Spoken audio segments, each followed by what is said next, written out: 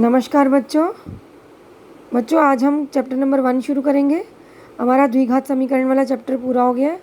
आज हम chapter number 1 से शुरू करेंगे। चैप्टर नंबर 1 में आपको पता है सीबीएसई के कोविड-19 की वजह से सीबीएसई ने कुछ पोर्शन डिलीट किया है, तो इसलिए हम लोग एक्सरसाइज 1.2 से स्टार्ट करेंगे। तो 1.2 का पहला क्वेश्चन है, निम्नलिखित संख्याओं को अभाज्य गुणनखंड के गुणनफल के रूप में व्यक्त कीजिए। संख्याएं फर्स्ट 140, 156, 3825, 5005 और 7429 है। इस क्वेश्चन के 5 पार्ट्स हैं।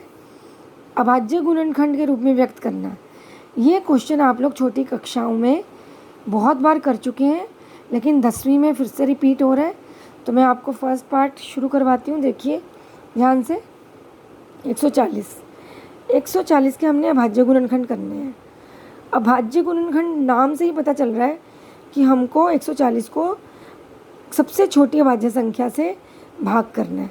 तो सबसे छोटी से अभाज्य संख्या होती है 2, क्योंकि 140 एक सम संख्या है, तो 2 से विभाज्य हो जाएगी।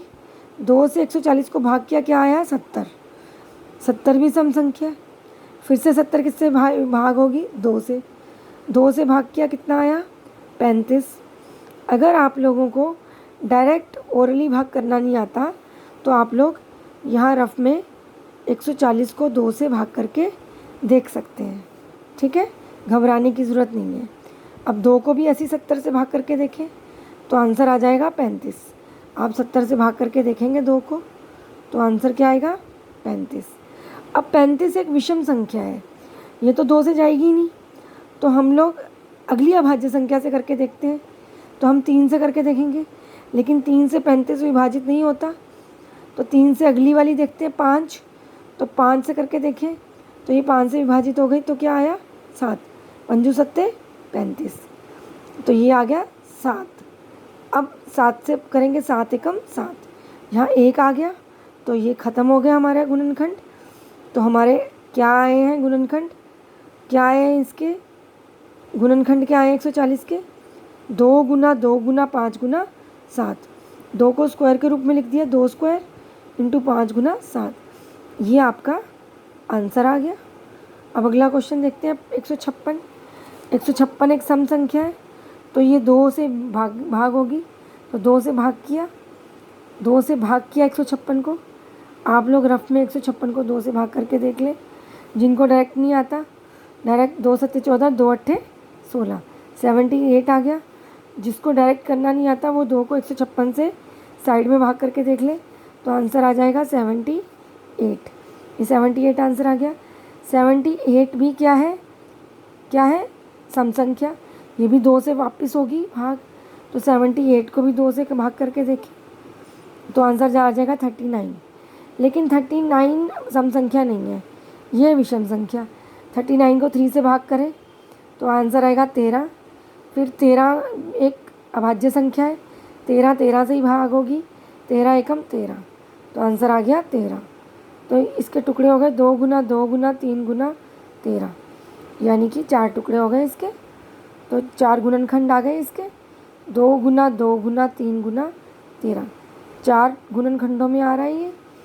2 को क्या लिख दिया? 2 स्क्वायर इंटू 3 गुना 13, यानी कि ये 156 के गुणनखंड हो गए। ये आ गया आपका आंसर। अब बढ़ते हैं अगले क्वेश्चन की तरफ। अगला क्वेश्चन है बच्चों 3825,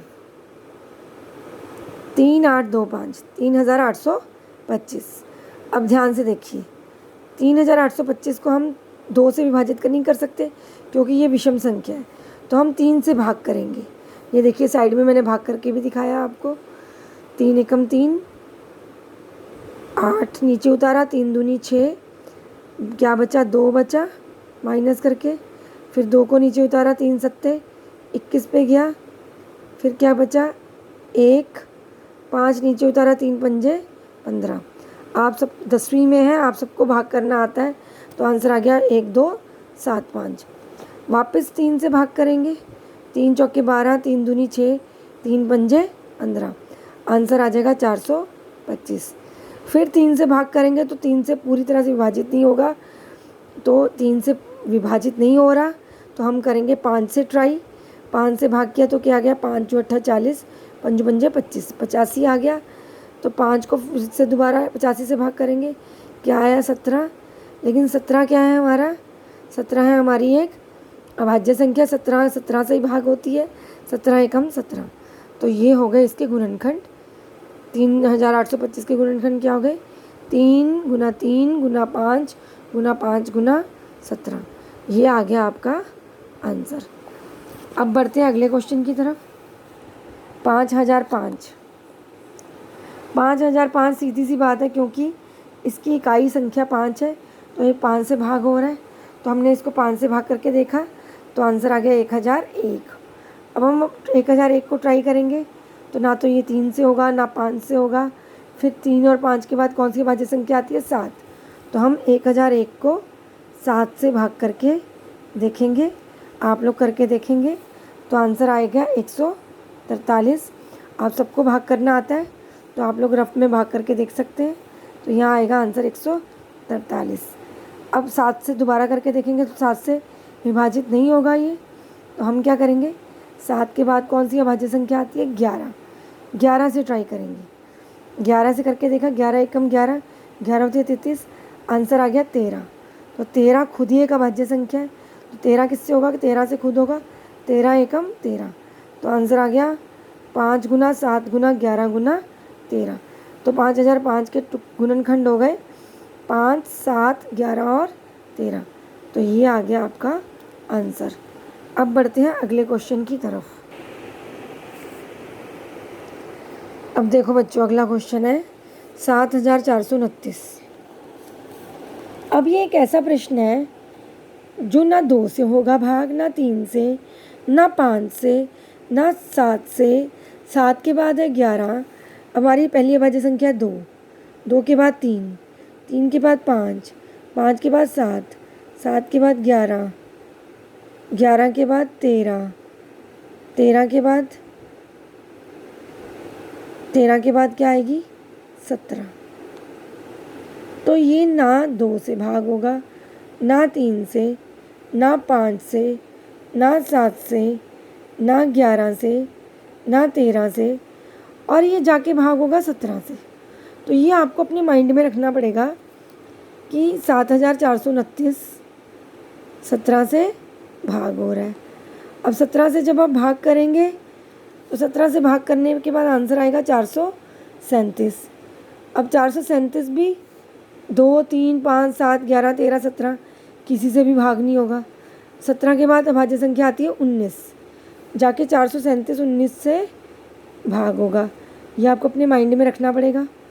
19 से भाग होगा साइड में, आप लोग क्या करेंगे, 19 से भाग करेंगे तो आंसर आ जाएगा 23।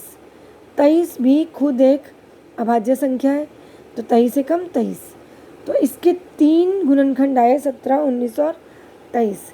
ये अगर बच्चों एग्ज़ाम में क्वेश्चन आ जाता है तो ये आपको खुद ही ध्यान रखना पड़ेगा इस क्वेश्चन के लिए कि ये क्वेश्चन 17 19 और इसके भाज्य गुणनखंड आ रहे हैं 17 19 और 23। ठीक है बच्चों, ऐसे क्वेश्चंस को बार बार करके देखना पड़ता है, और ऐसे क्वेश्चंस बार बार करने से ही दिमाग में आते हैं और एग्ज़ाम में आ जाएं तो ये याद रखना पड़ता है कि इस क्वेश्चन में हमने ऐसे करना था। अब बच्चों होमवर्क है आपका कि इस लेक्चर की प्रैक्टिस कीजिए, और एक संख्या दी है मैंने 8232 के अभाज्य गुणनखंड कीजिए। ये आपके उदाहरणों में से ही आई है एक संख्या, उसी में से बनाई है मैंने। उदाहरण में इसका आंसर है 8232। तो आप लोग क्या करेंगे, 8232 के अभाज्य गुणनखंड करके देखेंगे, और अगर आप उदाहरण को ध्यान से देखेंगे तो 8232 के गुणनखंड वहाँ पर कर रखे हैं, तो इसका आंसर भी आप वहाँ से चेक कर सकते हैं। समझ आई बच्चों? अब आपको अच्छे से अभाज्य गुणनखंड विधि समझ आ गई होगी गुणनखंड करने के लिए। तो आप लोग इस विधि को बहुत ही ध्यान से अपनी कॉपी में फिर से करेंगे, तभी हम अगले क्वेश्चंस को ध्यान से समझ पाएंगे। बेटा ये क्वेश्चंस की, इस लेक्चर की प्रैक्टिस ज़रूर कर लीजिएगा। धन्यवाद बच्चों।